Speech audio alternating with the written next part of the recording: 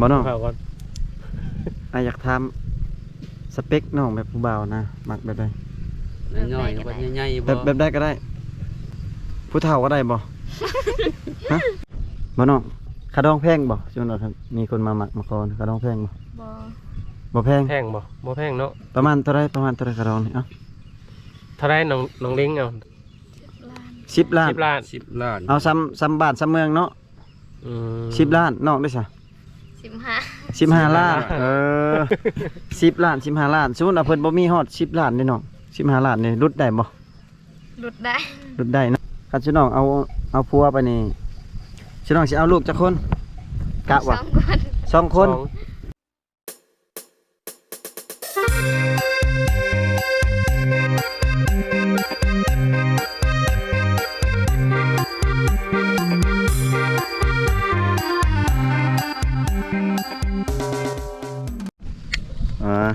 ทักทายสบายดีพ่อแม่พี่น้อง FC ฝั่งลาวฝั่งไทยพี่น้องเว้ยหรือว่าอยู่ต่างประเทศพี่น้องกายินดีต้อนรับ FC เข้าสู่ช่องบ่าวผู้ไทยคือเก่าพี่น้องเว้ยสบายดีแน่น้อง ให้ดี สบายดีงา คือ ม อยู่ พี่น้อง 2 คนบัดนี้ น้องไปใส่ละ ไปซื้อกันเนาะ ซื้อขนม เออ ยังเหลือแต่น้อง2 คนพี่น้องเว้ยชื่อน้อง2 คนนี่ผู้ใดเป็นผู้ใดเป็นน้อง ผู้ได้เกิดก่อนกัน ผู้ใดเป็นเป็นน้อง คอย จะเป็นเกิดก่อนแสดงว่าผู้นี้น้องหลาเนาะ น้องละพี่น้องกันเนาะ แสดงว่าลูกคนละพ่อและแม่แม่นบ่ต่อแต่ไอ้น้องกัน ข้างเปลืองนี่แม่นเสือยังเขินนะเสือสีไข่แม่นน้องลิงพี่น้องเลยแต่กับบ่ฮู้อายุว่าอายุจะปี เท่าไรบ่ฮู้เนาะเพราะ ส่ว ว่าน ร้ายแบบ เขาเจ้าเดาเอา แบบต้วงใช่แล้วก็คืดเอานะพี่น้องแบบผู้นี้เกิดปีทั้งไฮอยู่หันอยู่นี่แล้ว ปี ก็ ทั้ จะ งไห้ แบบ เนาะ คือมาอยู่ตารางคืออยู่พี่อยู่ห่มใหม่ละบัดนี้ฮ้อนบ่อยู่เฮือนน่ะ นอน ฮ้อนบ่มีพัดลมบ่ บ่มี พี่น้องเอ้ย เพื่อนน้องลิงนี่จะมีบ่พัดลม บ่มีกันเนาะส่วนน้อยแสดงว่าเนาะเฉลี่ยเฮาเฉลี่ยเบิ่งแต่ละเพื่อนนี่บ่สู้เห็น นี่ คันแบบเพื่อนลังไรแบบมีเงินแบบอันนี้แน่ลังใหญ่ๆเนี่ยก็มีบางหน่วย2 หน่วยพี่น้องเอ้ยแต่ว่าคือเพื่อนชุมน้องนี่บ่สู้มีเขาเจ้าแบบชิ้นเคยแล้วนอนแบบฮ้อนก็นอนนั่นเนาะนอนจนมันหลับเองพุ่นแหละ บัดฮ้อนนี่เวลานอนกลางคืนฮ้อนนี่เอายังวีเอาเจียบ่เอาเจียวี แม่น บ่ได้วีให้กันบ่วีเองเลยเนาะคิดว่ามีผู้บ่าวขึ้นมาเล่นให้ผู้บ่าววี มีบ่ บ่มี บ่มีเนาะ อาจารย์ว่าผู้ว่าเห็นผู้สาวหอนนะวี่ปุ๊บไป ฝนตกตลอดปัจจุบันน้องนี่ ฝนตก ช่วงฝนตกนะชุบน้องเฮ็ดหยังช่วงฝนตกน่ะไปไฮกันบ่หรือบ่ได้ไป นอนอยู่เพื่อน นอนอยู่เพื่อน ฝนตกนี่ก็มีแต่นอนบ่ได้มีทางหาเงินแม่นบ่ แม่น บ่มีบ่อนเขารับจ้างอยู่บ้านเห็นบ่มีบ่พี่น้องเอ้ยครับบ่มีเวียกก็มีแต่นอนเด้อบอกไง คงแบบชวนร้ายกับเบียงลักๆก็เฮ็ดให้เฮ็ดสวนเนาะ แม่น แบบหนึ่งข้าวหนึ่งน้ำเฮ็ดอยู่เฮ็ดกินได้ไผเฮ็ด เอื้อย เอื้อยไผ่บ่หรือว่าเอื้อยมึงหนึงนี่ เอื้อยไผ เอ้ยไผก็ยังอยู่บ่อยู่เฮือนนี่ ยัง พี่น้องเอ้ยเป็นครอบครัวที่เฮือนหลังน้อยๆพี่น้องแต่ว่าอยู่หลายคน ทางหลังมันก็แม่นละเฮือนเพิ่นละพี่น้องเอ้ยแต่ว่าเป็นหลังน้อยๆเฮาเบิ่งอยู่นี่คือว่าใหญ่แต่ว่าไปเบิ่งน้อยๆเด้อพี่น้อง คือเพื่อนน้องลิงได้ฉันมีบ่เอื้อยไผ่เอื้อยหยัง บ่มี บ่มีโอ้แสดงว่ายังบ่มีคนแต่งงานเนาะพี่น้องเอ้ยก็สิแต่งกับน้องแล้วเป็นคนตะบิดเพิ่น มักอยู่บ่ผู้บ่าวมักอยู่เนาะแต่ว่ายังบ่มีคนล้มเนาะน้องได้สมัครอยู่บ่ มา มักอยู่เนาะ ยังหาบ่เห็นอยู่ สเปคน้องมันบ่ได้สเปคนะบ่น้อง ข้าวก่อน อยากถามสเปคน้องแบบผู้บ่าวนะมักแบบใด น้อยๆบ่ใหญ่ๆ แบบใดก็ได้ ผู้เฒ่าก็ได้บ่ ฮะผู้เฒ่าประมาณ40-50 ปีนี่ได้บ่เขายังมีแข็งแรงอยู่แบบนี้แบบเฮ็ดเวียกเฮ็ดงานเนี่ยเอาได้บ่บ่ได้ บ่มา บ่มักประมาณอายุ30 ปีขึ้นไป แบบรุ่นน้องซ้ำน้องเอง บ่ บ่ รุ่นเดียวเนาะ มักรุ่นเดียว บ่ย่าน รุ่นซ้ำนี้ได้บ่รุ่นซ้ำนี้ บ่เอาบ่เฮ็ดเวียกบ่เก่ง บ่ย่านบ่สันมักเล็กน้อยมักรุ่นซ้ำกันย่านเขาเจ้าแบบเอาไปแล้วเขาปาแต่อยู่เฮือนเขาไปดินไปเที่ยวเห็นบ่หลายคนเลย แสดงว่ามักแบบผู้บ่าวแบบรุ่นประมาณกลางๆเนาะแก่เกินไปก็บ่มักแม่นบ่น้อง แม่ อืม ย่านเขาเฮ็ดเวียกบ่ได้เนาะมาช่วยเวียกหัวสวนบ่ได้เนาะ บ่น้องคาดองแพงบ่ช่วงนั้นครับมีคนมามักมาก่อนคาดองแพงบ่ บอ บ่แพง แพงบ่แพงเนาะ ประมาณเท่าไรคาดองนี่เอ้า เท่าไรน้องลิงเอาเท่าไร ประมาณเท่า ตา ไร มตามน้องคิดด้วยว่าได้ยินพ่อแม่เว้าเอา ประมาณเท่าไรคาดอง 10 ล้าน 10 ล้าน 10 ล้าน 10 ล้าน เอาซ้ำบ้านซ้ำเมืองเนาะ อืม 10 ล้านน้องได้ซะ 15 15 ล้าน10 ล้าน15 ล้านสมมุติว่าเพิ่นบ่มีฮอด10 ล้านนี่น้อง15 ล้านนี่รุดได้บ่ หลุดได้ รุดได้เนาะอืม รถได้แม่นตบผู้ที่เฮามักเนาะจังรถได้เนาะมักแน่บ่มักแน่นี่บ่รุดแน่เนาะ 15 ล้านพี่น้องโอ้ยงามปานนี้15 ล้าน10 ล้านมีแต่คนงามๆพี่น้องคาดองนี่ถูกพี่น้อง ปกติเขาจะแต่งกันในแบบในบ้านน้องนี่ประมาณซ้ำนั้นบ่ครับน้อง5 ล้าน10 ล้าน15 ล้านเนาะ เพิ่นเอาหยังกินเพิ่นเอาหยังกินอยู่ภายในงาน เอาควาย ควายเขาบ่มีควายได้กินแบะกินหมูก็ได้บ่ อืม อ้ายมีแต่แบะนี่กินได้บ่ กินได้ อ้ายมีแต่แบะกับเงิน10 ล้านได้บ่ ได้ เอ้ย ติดตามได้เนาะ สิมาขอบ่พลามให้เด้อพ แต่ง ลาม นี่ต้องแต่งเมื่อบ่หรือว่าต้ เรา อง เห็น แต่ ว่าง มาอยู่เฮือน เรา เนาะ เอา ต้องแต่งมือ แต่งเมื่ออย่างเดียวเนาะอืม สิว่าจะมาอยู่นำนี่ก็ได้บ่หรือบ่ได้เนาะ บ่ได้ เออ คำว่าเขาบ่มีทางไปอยากมาอยู่ดินชุบน้องนี่บ่แม่นต้องว่าอยู่เฮือนหลังเก่า มาตั้งอยู่ดินชิน้องนี่ได้บ่ ได้ เขามาอยู่แต่เฮ็ดเฮือนใหม่เนาะเฮ็ดเฮือนตั้งห้างพี่น้องเอ้ยเออ คือบ่อยู่นำบ่เฒ่าเลยฉันสมมุติว่าบ่ได้บ่ ดินน้องบ่นี่นี่น้องดินน้องบ่อยู่เฮาอยู่นี่ แม่น ฮอดทางไปเลยโอ้ดินกว้างเด้อ ได้อยู่เฮือน2หลัง ว่า2หลัง3หลังก็ได้แล้วเฮือนน้อย พอดีเลยจะมาขอก็เฮ็ดตั้งนี่เลย ๆว่าพร้อมแล้วบ่น้องพร้อมแล้วบ่ ทีม ว่า งาน ไอ้ตามพร้อมแล้วบ่พร้อมบ่ หยอกน้อง พี่น้อง เดี๋ยวถ้าแต่คนมามักมาขอ หยอกน้องเพิ่นไปนํพี่น้องแต่ว่าคันว่าน้องเพิ่นมักก็เอาอีหลีเด้อพี่น้อง จะเป็นบ่ หยอกเพื่อ FC นำเลยพี่น้องอย่าเข้าใจลึกเด้อพี่น้องเอ้ยแต่ว่าในใจน้องก็คือตอนนี้ก็พร้อมแล้วเนาะน้องเนาะคันว่ามีคนมักแม่นบ่ ถ้าพ่อคนที่น้องถูกใจได้เอาแล้วเนาะ บ่ ยังบ่ฮอดประมาณอายุจักปีเอาถ่าย อีกจักปี 18 ให้ฮอด18 ปี ประมาณ18 ปี เดี๋ยวนี้น้องได้อายุน้อง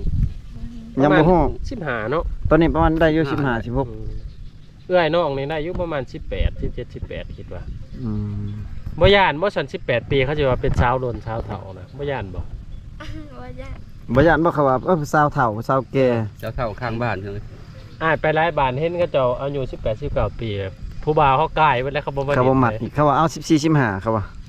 เฮ็ดเวียกกับหันๆก็ น้องได้มักรุ่นใด น้องนิกน้องลิงมักบ่าวรุ่นซ้ำกันบ่หรือว่ารุ่นแก่ก็ได้ ได้ ได้เบิด เบิด เดี๋ยวได้ก็ได้หมด น้องแบบ เนาะ ได้เบิดเนาะน้องเนาะ เอา100 ปีพุ่นเนาะ ต่อ บุตรีเฒ่าบุตรีหนุ่มเนาะเอาได้ แต่ว่า ขอแต่ว่ามี เฒ่า หมักหักพี่น้องเอ้ย เฒ่ากะยาเขาแต่ว่ามีแฮงเนาะเฮ็ดเวียกเฮ็ดงานแม่นบ่น้องแล้วก็ดูแลมีเงินใช้เนาะให้ใช้บ่ทุกข์ยากเฮ็ดให้เฮ็ดสวนก็เอาเนาะอืม มีบ่ในบ้านน้องที่ว่าเขาเจ้าผู้แบบผัวเฒ่าก็เมียมีบ่ นี่บ่น้องน้องเมา น้องมอม มอม มองมันเนาะ มีบ่อยู่ในบ้าน ทีมงานกันโอ้จะบ่จักซื้อไปหน่อยห้องก็มามีมา อายันมาเห็นโน่นคนนี้ผัวเราเฒ่าผัวเราอะนะ แบบคนเฒ่าเอาเมียน้อยนะมีบ่ บ่มี เมียซองมีบ่ บ่มี อ๋อผัวซองมีบ่ ผัวซองก็แฮงบ่มีเนาะ ช่วงอยากได้ผัว1หรือผัว2 จะได้ ได้คนหนึง จะได้ผัวหนึ่งคนเนาะ คนเดียวเนาะ เอ้าสองคนเลี้ยงกลุ่มได้เขาเบิ่งแย่งจับ อยากเรามาซอยกันเฮ็ดเวียกด้วยเหรอ บ่มัก ซอง เนาะ จะเขาเจ้าตีกันเนาะไปตีกันเวลาเฮ็ดเวียกงานนั่นแหละ ว่าซุน้องอันสมมุติว่าคันซุน้องเอาผัวไปนี่ซุน้องสิเอาลูกจักคนกะว่า 2 คน 2 คน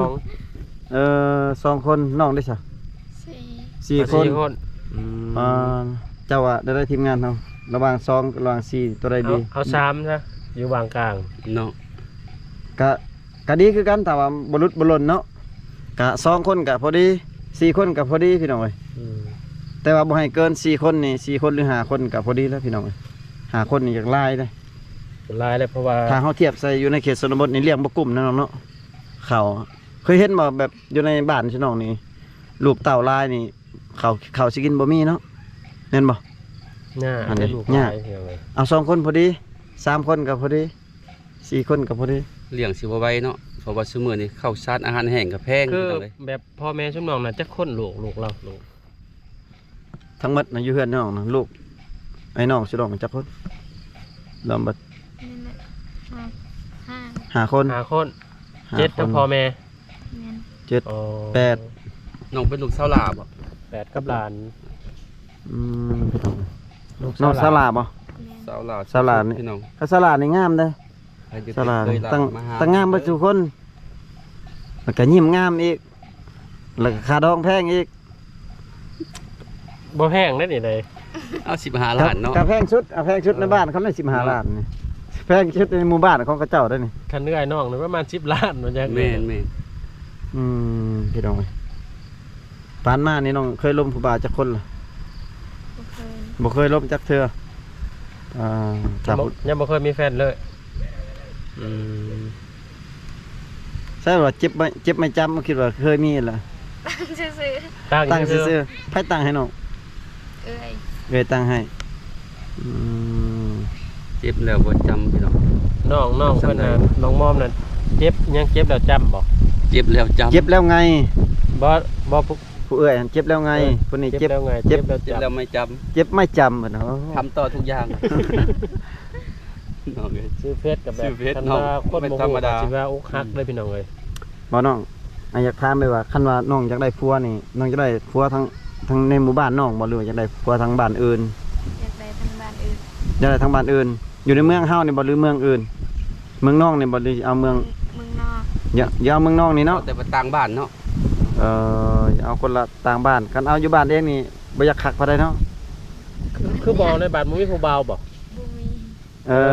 ส่วนหลายมีแต่ผู้สาว กับผู้บ่าวอยู่บ้านเองนี่เห็นหน้ากันตลอดแม่นบ่ ผู้สาวมาเพิ่มเป็นเฮ้ย เออ บ่อีกอย่างอันนี้ในบ้านผู้ไทยแต่อยากมาเอาอยู่บ้านเองนี่บางทีผิดกันปุ๊บเมื่อเฮือนไว้ อืม แต่ว่าเอาบ้านเองนี่ใครแน่ แม่นบ่ แม่น เพื่อสิมาพอแห้งเนาะบ่ เพิ่น กล้า สิมากับผู้ใหญ่เขาบอกไกลเกลี่ยกัน แม่ ก็บ่ได้มาซ้ำ เอาอยู่บ้านตัวเองผัด เพราะว่าเคยเห็นเขตชนบทพี่น้องเอ้ยต้องไม่แบบนั้น เอาแบบ ยาก เอาเพื่อน นะ ใกล้นี่แบบพิษกันปั๊บเลยมือเพื่อนวับ เออ เลยเนาะพี่น้องแม่นอันนี้ก็คือเหตุผลหนึงที่เขาเจ้าบ่เอาแบบอยู่บ้านเดียวกันหรือว่าอยู่เพื่อนไกลอีกอย่างหนึงก็คือว่าพิษกันในเมื่อพอเพื่อนและตัวที่สองก็คือคู่พื้นกันเนาะ แม่ แม่น ผู้นั้นมีผู้บ่าวผู้นี้มีผู้สาวก็บ่สามารถแบบสิเอากันได้กันบ่จำเป็นดีพี่น้องเอ้ย คันอยู่ในหมู่บ้านที่น้องนี่ตามน้องเฮ็ดนี่เขาปะกันนี่เขาเสียให้กันอยู่บ่ บ่เสีย เสียหยังน้องเสียกินหยังล่ะ กินควาย มีบ่บางคนแบบปะกันแล้วบ่ได้เสียเลยมีบ่ มี แบบย่างมาแต่บ้านผัวเลยน่ะมีบ่ ย่างมาน่ะมีเนาะ อื อืม เขาบ่ได้มานำใช่โอ้พี่น้อง คือน้องบ่ได้ย่านบ่แบบสมมุติเอาผัวมื้อหน้าแบบย่านเป็นแบบนั้นบ่ย่านบ่คิดอยู่บ่คิดย่านเนาะคิดย่านผัวปะเนาะ คันขึ้นก็ต้องเบิ่งดีๆเนาะ แม่ต้ ต้ อ อง งกันไปโดนๆก่อน ต้องลบกันโดนๆมันสิเอาปุ๊บเลยได้ เพราะมันมาเห็นเมื่อคืนนี่เขาพาไปบุญเนี่ยกลับมาไปเอากันแหละบ่ได้ได้แนวนั้นเด้ ต้องลบกันโดน ใส่ใจคอกันก่อนเนาะ ๆเฮาเฮ็ดเลยเด้พ่อแม่เฮาทุกข์ยากเอาแบบนี้แบบขาดเคินข้าวน้ำสับปลาเฮาต้องเบิ่งข้างในผู้บ่าวผู้ นี่แท้กับเบิ่งแบบเพื่อนคั่วแบบเพื่อนชาญเขาเนาะขันไปทุกข์ก็เฮือนเฮาอีกโอ้เขาน้ำให้อึดเก่าๆอีกก็จักสิว่าแนวใดพี่น้องเอ้ย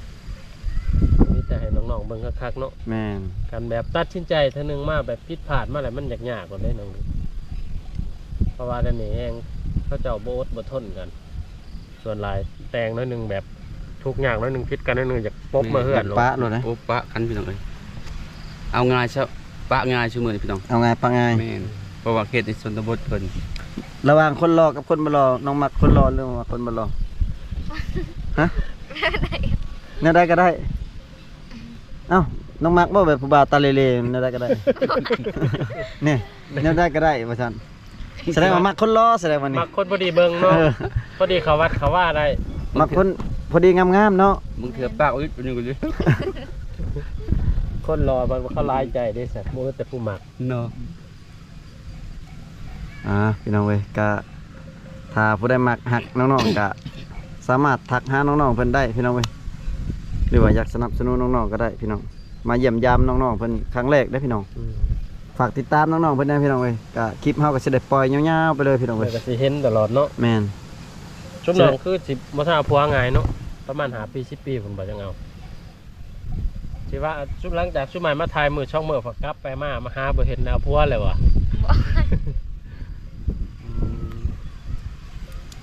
พี่น้องเว้ยคลิปนี้ก็สิได้อำลาพระจากน้องๆไปก่อนแล้วก็ลา FC ไปก่อนพี่น้องเว้ยเพราะว่าทีมงานเฮาสิเฮ็ดเป็น EP ไปให้พ่อแม่พี่น้องได้รับชมนํกันพี่น้องเว้ย ผู้สาวบ้าน ก็รอติดตาม EP ต่อไปพี่น้องเนาะ บ้าน อยู่ดีมีแฮงเบิดทุกคนพี่น้องเอ้ยบ๊ายบายแน่นอน